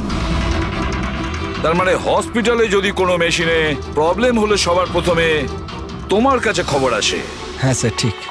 তাহলে হসপিটালের ভেন্টিলেটর খারাপ ছিল সেটা তুমি জানতে না? স্যার, প্রথম থেকেই জানতাম। তাহলে কেন কিছু করনি? কাউকে কিছু বলনি কেন? হ্যাঁ স্যার, এতে আমার কোনো দোষ নেই। তাহলে কার ভুল ছিল? স্যার, আমি প্রথমেই মেহেককে ভেন্টিলেটরের ব্যাপারে বলেছিলাম যে ভেন্টিলেটরসে প্রবলেম আছে আর যে কোনো সময় খারাপ হতে পারে। এটা তুমি ভেন্টিলেটর বন্ধ হওয়ার আগেই জানিয়েছিলে? ইয়েস স্যার, এক সপ্তাহ আগে। ম্যাম, আমি আপনাকে একটা নোটিশ পাঠিয়েছিলাম, ওয়ার্ডের ভেন্টিলেটরগুলো ঠিকমতো কাজ করছে না। ও, আমি তোমার চিঠিটা পড়েছি শেখর, তুমি টেনশন নিও না, আমি কিছু একটা করছি। কিন্তু ম্যাম, ব্যাপারটা খুব আর্জেন্ট। হ্যাঁ হ্যাঁ, আমি জানি। ডক্টর মেহেক, ইয়েস ম্যাম আপনাকে অ্যাকাউন্টস ডিপার্টমেন্টে এক্ষুনি ডেকেছে। ও হ্যাঁ, আসছি। Don't Okay, worry ma'am. Shekhar, আমি নিশ্চয়ই কিছু ব্যবস্থা নেব, পাক্কা। কিন্তু স্যার, উনি আমার কথাটা সিরিয়াসলি নিলেন না। হ্যাঁ, মেহেক ভেন্টিলেটরস খারাপ হওয়ার সময় পেশেন্টদের বাঁচানোর খুব চেষ্টা করেছিল, কিন্তু রাজা স্যার এত ঘাবড়ে গেলেন যে কিছু করতেই পারলেন না। শেখর বাবু, তুমি কতটা সত্যি বলছো আর কতটা মিথ্যে সেটা তো আমরা জেনেই নেব। স্যার, মেহেকের কোনো ভুল ছিল না। ও ভেন্টিলেটর খারাপ হওয়ার কথা আমাকে প্রথমেই বলে দিয়েছিল। তারপর আপনি কি করলেন? স্যার, আমি হসপিটালের অ্যাডমিন হেডকে বলে দিয়েছিলাম, রাজাকে, কারণ হসপিটালের যতগুলো মেশিন আছে সেগুলো দেখাশোনার দায়িত্ব অ্যাডমিন হেডেরই। তাহলে এই সমস্ত কিছু আপনি রাজাকে বললেন আর আপনার দায়িত্ব শেষ হয়ে গেল। আপনি তো এই হসপিটালের মালিক, তাই না? তাহলে এভাবে দায়িত্ব শেষ হয়ে যায় কি করে আপনার? স্যার, আমি আমার দায়িত্ব পালন করেছি, সেই জন্য তো আমি নিজে গিয়েছিলাম রাজার কেবিনে। রাজা। হ্যাঁ স্যার। এসব কি করছো? আরে এগুলো দরকারি নয়। এতগুলো রোগীর শ্বাস প্রশ্বাস ভেন্টিলেটরের সাহায্যেই চলছে, আর তুমি এখানে বসে আছো। আরে কিছু করো। হ্যাঁ স্যার, আমি এক্ষুনি সাপ্লাইয়ের সাথে কথা বলে ভেন্টিলেটর চেঞ্জ করে দিচ্ছি। প্লিজ প্লিজ তাড়াতাড়ি করো। স্যার, আমি বুঝতে পারছি না যে ও ভেন্টিলেটর কেন পাল্টালো না। আমি অবাক হচ্ছি স্যার যে কেউ কেদারবাবুর দিকে আঙুল তুলছেন না। সবাই রাজা, বিনীত আর মেহেকের পিছনে পড়ে আছে। সেটাই মেহেকের তো, পিছনে পড়ে। হসপিটালের মালিক না কেদার বাবু? তাহলে এই সমস্ত কিছুর দায়ভারও কেদার বাবু আপনার। কিন্তু স্যার, এবার আমি নিজে গিয়ে তো ঠিক করতে পারি না ভেন্টিলেটর। স্যার, আমার কাজ হলো কনসার্ন ডিপার্টমেন্টকে ইনফর্ম করা। আর আমি সেটা করে দিয়েছিলাম। বরং আমি বিনীতের সঙ্গে নিজে কথা বলেছিলাম। আমি ওকে বলে দিয়েছিলাম যে যদি এগুলো রিপেয়ার করা যায় তো রিপেয়ার করুক, নাহলে চেঞ্জ করে দিক। কিন্তু ও কোনো অ্যাকশনই নিল না। এ কোনো অ্যাকশন নেয়নি, সে কোনো অ্যাকশন নেয়নি, আপনি কি অ্যাকশন নিয়েছিলেন? আর দোষ দিচ্ছেন বিনীতকে, যে কিনা মারা গেছে, বা রাজার, যে উত্তর দেওয়ার পরিস্থিতিতে নেই। স্যার, যেটা সত্যি ছিল ওটা আমি আপনাদের বলে দিলাম। সেটা এবার মানবেন কি মানবেন না স্যার, আপনাদের ব্যাপার। পরিণীতা স্যার। হসপিটালের হেড নার্স, তাহলে তুমি হসপিটালের ব্যাপারে নিশ্চয়ই সবকিছু জানো। হ্যাঁ স্যার। তাহলে এবার সত্যি করে বলো, এই যা কিছু হয়েছে কার গাফিলতির কারণে হয়েছে? তাড়াতাড়ি বলো। হ্যাঁ স্যার, বলছি। আমার সাথে বিশ্বাসঘাতকতা করার চেষ্টা করো না রাজা। আর হ্যাঁ, যদি মেশিনে কোনো ফিজিক্যাল ড্যামেজ থাকে তাহলে সেটা ওয়ারেন্টিতে আসে না। যদি তোমার নতুন ভেন্টিলেটর চাই তাহলে তোমাকে পুরো কস্ট পে করতে হবে, বুঝেছো? আমি তোমার থেকে বাজে লোক আজ অব্দি আমার জীবনে দেখিনি। এবার থেকে না তো আমাদের হসপিটাল তোমার থেকে কিছু কিনবে, না তো শহরের আর কোনো হসপিটাল। শোনো, এসব হুমকি অন্য কাউকে দেবে। তুমি জানো না আমি কে, যা করার করে নাও।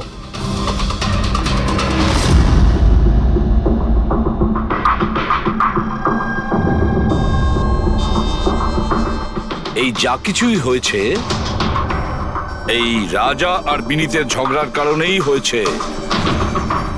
দুজনের ঝগড়াতে স্যার এতগুলো লোকের প্রাণ চলে গেল। তবে নতুন ভেন্টিলেটরের ব্যবস্থা রাজার করা উচিত ছিল। স্যার, এই রোগীদের পরিবারের মধ্যে 3 জন এমন আছে যারা কেমিক্যাল ইঞ্জিনিয়ারিং করেছে। আচ্ছা, 3 জন? তাহলে ওদের ঠিকুজি কুষ্টি বের করো, দেখি কি আছে।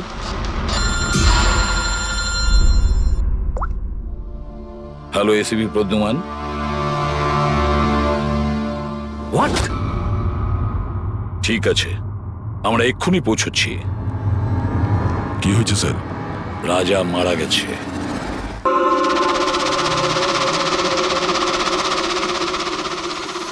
দয়া, এর মৃত্যু তো মাথায় চোট লাগার কারণেই হয়েছে। মনে হচ্ছে ছাদ থেকে লাফ দিয়েছে। হতে পারে হ্যালুসিনেশন এত জোরে হয়ে গেছে যে ঘাবড়ে গিয়ে রাজা উপর থেকে ঝাঁপ মেরে দিয়েছে। আর তুমি খেয়াল রাখছিলে না এর? এই খেয়াল রেখেছো তুমি? হ্যাঁ স্যার, রাজা তো একদম শান্ত হয়ে শুয়ে পড়েছিল। আমি কি করে জানবো যে হঠাৎ করে উঠে পড়বে আর আত্মহত্যা করে ফেলবে? যখন এটা হয়েছিল তুমি কোথায় ছিলে? হ্যাঁ স্যার, আমি অন্য ঘরে শুয়েছিলাম। তখনই আমি রাজার জোরে জোরে চিৎকার শুনলাম। আমি এই আত্মাদের সহ্য করতে পারছি না, আমার নিস্তার চাই, মুক্তি চাই। আর যতক্ষণ আমি ওর কাছে পৌঁছবো ততক্ষণ ও ছাদ থেকে পড়ে গেছে। বাহ, কি অদ্ভুত ব্যাপার! রাজাকে একলা রেখে তুমি নাকে তেল দিয়ে ঘুমোচ্ছিলে? হ্যাঁ, আমি তো মনস্থির করেই ছিলাম ঘুমোবো না। কি জানে কিভাবে ঘুমিয়ে পড়লাম। নিশ্চয়ই আমাকে ওই আত্মাগুলোই ঘুম পাড়িয়ে দিয়েছিল। আপনি আপনি এটা দেখুন স্যার, মিটারের রিডিং কত বেড়ে গেছে। আমারও কিন্তু একটু ক্লান্তি ভাব লাগছে স্যার। আর দ্বিতীয়বার যদি আমাকে এই মিটার দেখিয়ে দিস না তাহলে মনে রাখিস। দয়া, 1 মিনিট ভাই, একটু মিটারটা দেখি। এই নিন। এই মিটারটা আমি রাখছি। হ্যাঁ, আমি ফেরত দিয়ে দেবো পরে। ঠিক আছে স্যার, কিন্তু দিয়ে দেবেন। হ্যাঁ, দিয়ে দেবো দিয়ে দেবো। বরং এখন তুমি বাড়ি গিয়ে একটু আরাম করো। ক্লান্ত হয়ে গেছে, একটু দুর্বলও লাগছে। হ্যাঁ হ্যাঁ স্যার। ঠিক মতো ঘুমও হয়নি। যাও যাও, আরাম করো। এটা কি ডক্টর সালুকে? ওকে যেতে দিলেন আর এই মিটারটা রেখে দিলেন? দয়া, এই যে মিটারটা না, এটা খুব কাজের জিনিস।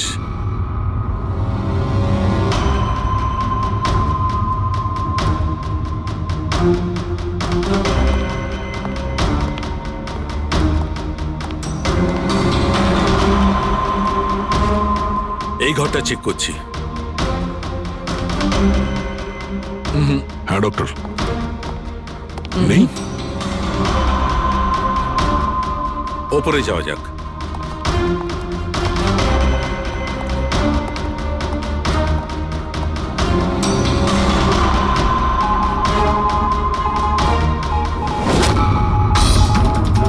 আরে সালুঙ্কে স্যার, সাবধানে!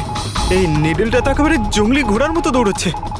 মাই গড, আমরা এখানে এইভাবে দাঁড়িয়ে থাকতে পারি না দয়া। আমাদের প্রোটেক্টিভ পোশাক পরতে হবে। Protective gears? ওটা কি কারণে ডক্টর? আরে দয়া, আমাদের সুরক্ষার জন্য।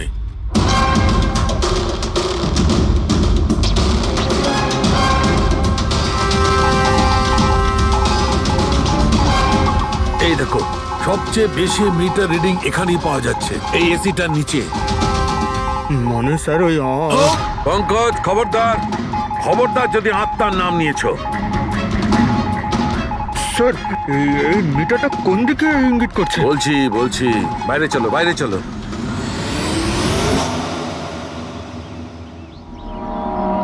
দেখেছো দয়া, এটা হচ্ছে ইএমএফ, ইলেকট্রোম্যাগনেটিক ফিল্ড ডিটেক্ট করে এটা। ইলেকট্রোম্যাগনেটিক ফিল্ডস এগুলো তো আজকাল সব ইলেকট্রিক অ্যাপ্লায়েন্সের মধ্যে হয় ডক্টর, টিভি, ফ্রিজ, একদম ঠিক দয়া, কিন্তু ওই অ্যাপ্লায়েন্স গুলোর ইএমএফ হিডেন থাকে, লুকোনো থাকে, যাতে মানুষের উপর খারাপ প্রভাব না পড়ে। কি খারাপ প্রভাব? এইটার কারণে লোকেদের নশিয়া হতে পারে, ঘুম না হতে পারে, মন খারাপ হতে পারে, আর যদি অনেকক্ষণের সংস্পর্শে থাকে তাহলে হ্যালুসিনেশন হওয়াটা কোনো বড় কথা নয়। ও, তার মানে রাজার এই হ্যালুসিনেশন কোনো কেমিক্যালের জন্য হয়নি, নিজের ঘরের ইলেকট্রনিক জিনিসপত্রের জন্যই হয়েছে, কারণ ওগুলোর ইএমএফ ঢাকা ছিল না। একদম। তার মানে কেউ জেনে বুঝে এগুলোকে গন্ডগোল করে দিয়েছে। হতে পারে দয়া, এমনিতেই রাজা মনে মনে খুব কষ্ট পাচ্ছিল, খুব দুঃখ পেয়েছিল রোগীদেরকে বাঁচাতে পারেনি বলে, সেই জন্য হ্যালুসিনেশন ওর কাছে আফসোসের রূপে ধরা দিয়েছিল। হতে পারে এই অনুতাপের জন্য বিনীতেরও মৃত্যু হয়েছে। একদম ঠিক। আর ওই অশোক, ওরও দুর্বলতা সেই জন্যই মনে হচ্ছিল, যেহেতু ও এই ইএমএফ এর সংস্পর্শে অনেকক্ষণ ছিল। এখানে ওই কার্বন কম্পাউন্ড পাওয়া যায়নি বাড়িতে। এটা কি করে দেয়? কারণ এখানে তো ইএমএফ এর ব্যবহার হচ্ছিল, আর সবচেয়ে বেশি রিডিং উঠছিল বেডরুমে এসির কাছে। তার মানে বেডরুমের এসিতে কোনো কারুকাজ করা হয়েছে। তাহলে তো মেহকের বাড়িতে ওই ইএমএফ হনো। আমার তাড়াতাড়ি পূরবীকে ইনফর্ম করতে হবে।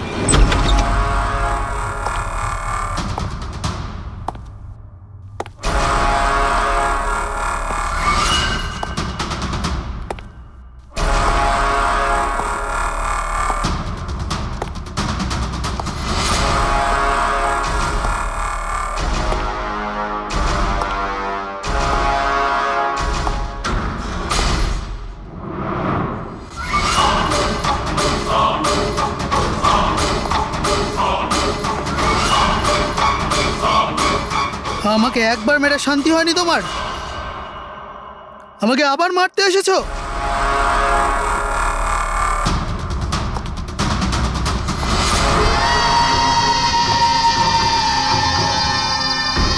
তুমি? আমি তোমাকে সেলফ ডিফেন্সে মেরেছিলাম, আর তাছাড়া তুমি একজন অপরাধী। অপরাধীদের কি পরিবার থাকে না? তোমার জন্য আমার মেয়ে অনাথ হয়ে গেছে, আর এই রক্ত দেখছো, সব তোমার জন্য। আমি আর তোমাকে ছাড়বো না।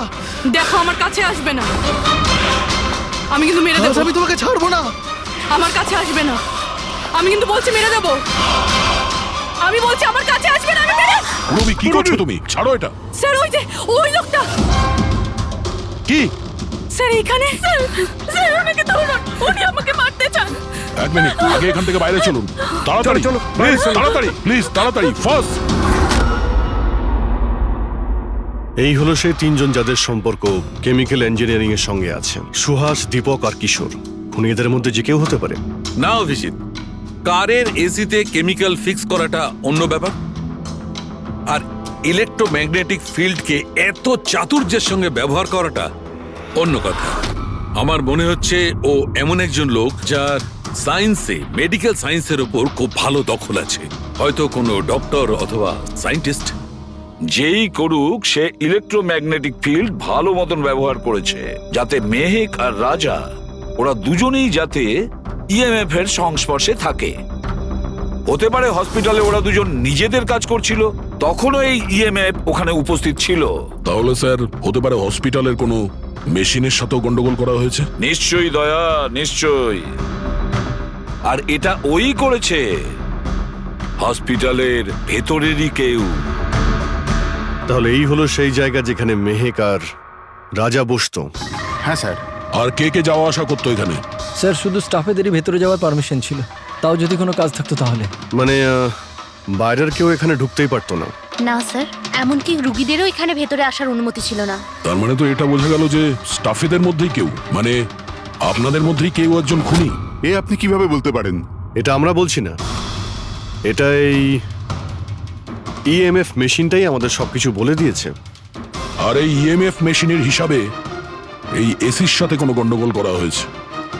তার মানে রাজা আর মেহেককে মারার চেষ্টা করা হয়েছিল, কিন্তু বেচারা রাজা মারা গেছে।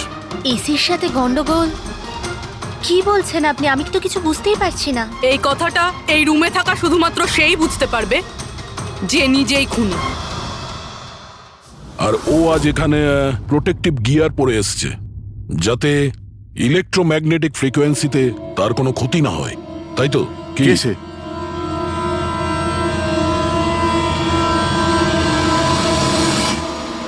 এদিকে এসো।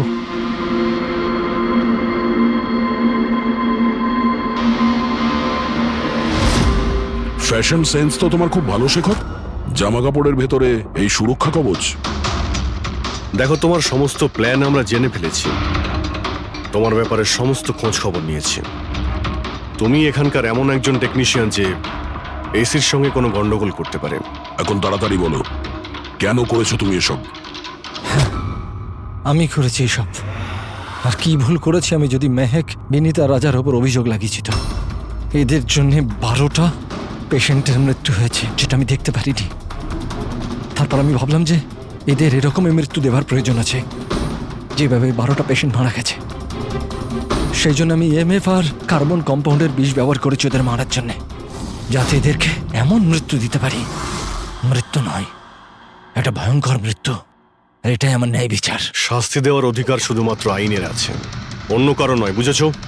তুমি জানতে যে এই কেমিক্যাল ব্যবহার করলে ওদের হ্যালুসিনেশন হবে, ওই মারা যাওয়া রোগীগুলো ওরা সামনে দেখতে পাবে, যার জন্য ও পাগল হয়ে যাবে, তাই তো? কিন্তু আমি আমার লক্ষ্য পূরণ করতে পেরেছি। যেরকম মৃত্যু আমি চেয়েছিলাম দিতে, সেরকমই মৃত্যু বিনীতার রাজাকে আমি দিয়েছি। কিন্তু দুঃখের ব্যাপার, মেহেককে আপনারা শেষ মুহূর্তে বাঁচিয়ে নিলেন। সফল তো তুমি তখন হতে যদি তুমি কোনো অপরাধ না করে ওদেরকে শাস্তি দিতে। তোমার আর ওদের মধ্যে কি পার্থক্য রইল? এখন তুমিও একজন খুনি, তবে তুমি কি শাস্তি পাবে সেটা এখন আদালত ঠিক করবে।